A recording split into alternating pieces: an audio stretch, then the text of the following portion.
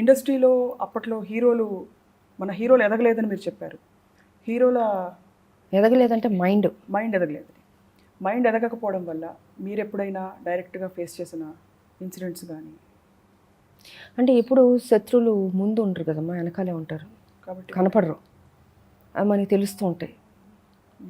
తెలిసినప్పుడు వీళ్ళ నిజ స్వరూపం ఇదా అని అనిపించినప్పుడు బాధేస్తుంది. మనంతో గౌరవం పెట్టుకుని ఉంటాం, మర్యాదగా ఉంటాం. వీళ్ళకి ఎందుకు ఇంత ఇలాంటి ఆలోచనలు వస్తున్నాయి అంటే సినిమాలో దానికి బయటికి చాలా వ్యత్యాసం ఉంది వీళ్ళ క్యారెక్టర్ అని అనిపించినప్పుడు ఆశయం పడుతుంది, గౌరవం ఉండదు. సో స్పెసిఫిక్గా వీళ్ళ పక్కన మనం నటించాం ఇన్ని సంవత్సరాలు అని ఫీలింగ్ వస్తుంది, ఒక రకమైన ఆశయం పడుతుంది. ఇది స్పెసిఫిక్గా ఒకరిద్దరి గురించి చెప్తున్నారా లేక జనరల్గా అందరూ ఎక్కువ శాతం మంది ఇలా? అందరూ నేను అందరూ కాదు, ఒక ఇద్దరు ముగ్గురు కావచ్చు అంతే. ఇద్దరు ముగ్గురు టాప్ లేదా ఒకళ్ళు ఎక్కువ ఉండొచ్చు, ఇద్దరు ముగ్గురులో ఒకళ్ళు మెయిన్గా ఉండొచ్చు, ఇద్దరు తక్కువ ఉండొచ్చు. అరుదు కదా, ఒక్కొక్కరికి రేర్ ఇలాంటి ఆపర్చునిటీ రావడం అన్నది సినిమాల్లో. అందరికీ రాదు, అది నాకు వచ్చింది. అది అలా వచ్చిన అవకాశాన్ని నేను ఎందుకు వదులుకోవాలి? నేను ఎక్కువ కష్టపడితే డెఫినెట్గా నేను ప్రూవ్ చేసుకోగలను కదా. ఒక మహిళ ఫైట్స్ చేయడం అన్నది అంత ఈజీ కాదు. కాళ్ళు చేతులు ఎరగొట్టుకునేదాన్ని, ఇరిగిన కాళ్ళతో పనిచేసేదాన్ని నేను, తెలుసా. ఎవరికి కూడా ఇప్పటికీ తెలియదు. కట్టుకొని కాలిపోతుంది ఒళ్ళు, ఒక కాలు మీద నిలబడి ఫైట్ చేసిన సినిమా కూడా ఉన్నాయి. ఏ పర్టికులర్ సినిమా గురించి మాట్లాడతాను? సాహస బాలుడు విచిత్ర కోతి దాంట్లో క్లైమాక్స్లో కాలు ఇరిగిపోయింది, అది టోటల్గా రైట్ లెగ్. షూటింగ్ జరుగుతుంది, క్లైమాక్స్. అదే నొప్పితో బాధపడుతూ చేశారు. ఏం లేదు, ఈ ముక్క ఏలాడుతుంది, సంబంధం లేనట్టే ఉంది. ఇంతే ఉంది, నాకు తెలుస్తుంది ఈ ముక్క నాకు సంబంధం లేనట్టే ఉంది. అలాంటిది గుడ్డ కట్టి సినిమాల్లో హీరోలు చూపిస్తుంటారు, కట్టుకుని ఇలా మళ్ళీ ఫైట్ చేస్తారు. నిజంగా అదే నా రియల్ లైఫ్లో జరిగింది. చేసి 4 రోజులు ఒక కాళ్ళ మీద నిలబడి ఫైట్ చేసి కంప్లీట్ చేశాను సినిమాని. ఎలా తట్టుకున్నారు మీరు? మామూలుగా చిన్న బాధ వస్తేనే ఎంత విజయం ఉన్నా కూడా మన వాళ్ళు ఆదుకోవాలంటారు. ఒక పక్క అమ్మా నాన్న లేరు, మీ వెంట ఉండేవాళ్ళు ఎవరు లేరు. ఎలా చెప్పాను కదా, చిన్నప్పటి నుంచి ఎప్పుడైతే మదర్ ఫాదర్ చనిపోయిన తర్వాత గుండె రాయి అయిపోయింది, నాకు ఎందుకు మొండిదాన్ని అయిపోయాను. లైఫ్ అంటే ఇంతే, ఎక్కువ కష్టాలు వస్తాయి, తట్టుకోవాలి. నా ప్రొడ్యూసర్ బాధపడకూడదనే ఉద్దేశంతో అలాగే పనిచేసి కంప్లీట్ చేసి తర్వాత వెళ్ళి ఇంకా నెక్స్ట్ ఆపరేషన్ చేశారు. చేసిన తర్వాత మళ్ళీ ఒక 1 వీకే మళ్ళీ దాంతో కూడా మళ్ళీ షూటింగే. అలా ఒకసారి జరిగేది. ఇలాంటివన్నీ జీవితంలో వచ్చినాయి. ఇంకొక హీరోయిన్ అయితే సున్నితంగా ఉండి కష్టపడలేదు అంత, పాపం పారిపోతారు హీరోయిన్స్ పాపం. కానీ ఎక్కడో మీ సున్నితమైన మనసు ఇంకా మొండి జగమొండి రాయ అసలు లేదంటారు సున్నితత్వం. ఇప్పుడు అస్సలు లేదు, అస్సలు. అది బిగినింగ్, నేను అదే అన్నాను కదా, సినిమాకి వచ్చిన బిగినింగ్లో ఒక 5 years అలా ఉన్నాను. దాని తర్వాత టోటల్గా ఇంకొక విజయశాంతి, సంబంధం ఉండదు. మీరు నా పాత సినిమాలకి ఇప్పటికీ చూడండి, ఆ విజయశాంతినే విజయశాంతి అనుకుంటారు, మీరే ఆశ్చర్యపోతారు. ఏదో ఇన్నోసెంట్ అమ్మాయి పాపం, ఏమీ తెలియనట్టు ఉంటుంది. ఎలా మేనేజ్ చేస్తారో చాలా ఆశ్చర్యం అండి. ఎందుకంటే కొంచెం ఇన్నోసెన్స్ ఉంటే కూడా ప్రపంచం ఫుట్బాల్ ఆడుకుంటుంది, ఆడుతుంది, చూస్తున్నాం మనం, ఆడుతుంది. అదే అంటున్నాను కదా, దేవుడు ఆశీర్వాదం. So you feel God has protected you through? డెఫినెట్గా.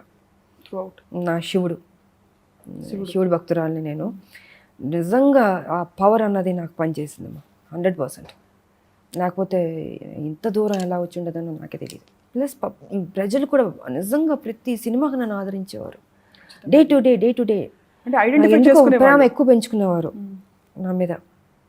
అదే సేమ్ టైం నాకు కూడా వాళ్ళ మీద ఎక్కువ ఉండేది ప్రేమ. ఎందుకు అటాచ్మెంట్ బాగా పెరిగింది.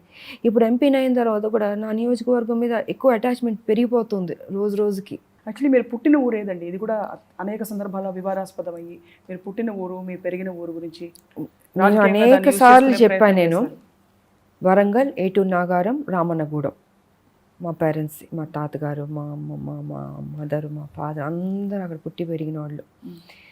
ఒక స్టేజ్లో నిజాంకిను మా తాతకి పడేది కాదు, గొడవ వచ్చేది. ఆయన ఎదురు తిరిగారు మా తాత. ఇంకా దాంతో రజాకారుల్ని మా ఫ్యామిలీని లేపేయమని చెప్పారు ఓవర్ నైట్. అదే మా తాతకు తెలిసింది. ఆస్తి మొత్తం వదిలి ఓవర్ నైట్ మొత్తం 3 కూతుర్ని కొడుకుని తీసుకుని చెన్నైకి వెళ్ళిపోయారు, పారిపోయారు. కొన్ని సంవత్సరాల తర్వాత ఇంకా నేను పుట్టడం, అక్కడ చదువుకోవడం, అక్కడ హీరోయిన్ అవ్వడం. సో ఇట్స్ బీన్ అంటే చాలా చాలా ర్యాపిడ్ గా మారుతూ వచ్చింది మీ జీవితం. అక్కడ చెన్నైలో, తర్వాత సినిమా ప్రస్థానం, మళ్ళీ రాజకీయాల్లో పార్టీలు కూడా మారారు.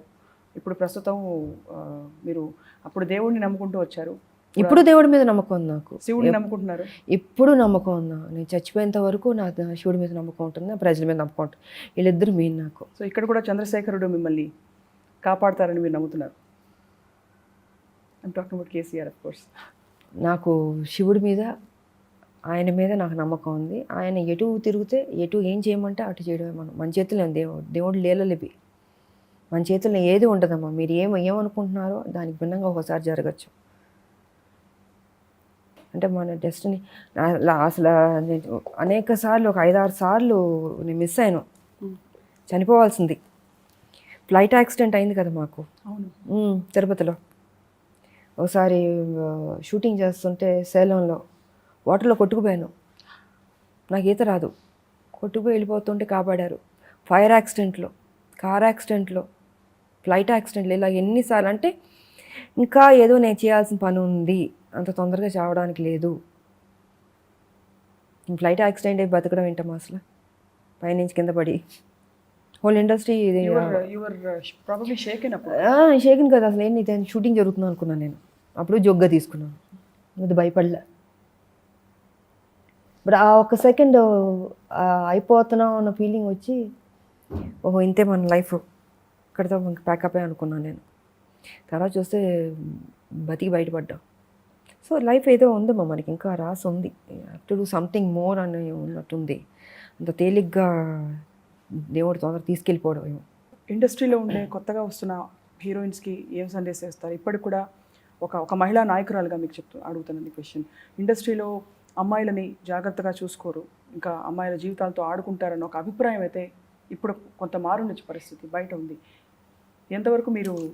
నేను ఇండస్ట్రీ పెద్దలకి చెప్తుంది ఒకటే, ఏ హీరోయిన్ కన్నా ఆ ఇంపార్టెన్స్ వాళ్ళు జాగ్రత్తగా చూసుకోవాలన్నది నేను చెప్పదలుచుకున్నాను. ఈ ఇండస్ట్రీలో ఉన్న పెద్ద మనుషులకి దయచేసి కళ్ళు తెరవండి, ఇది మంచి పద్ధతి కాదు. హీరోలకే కొమ్ము కాయబాకండి, హీరోయిన్లు కూడా ఇంపార్టెంట్.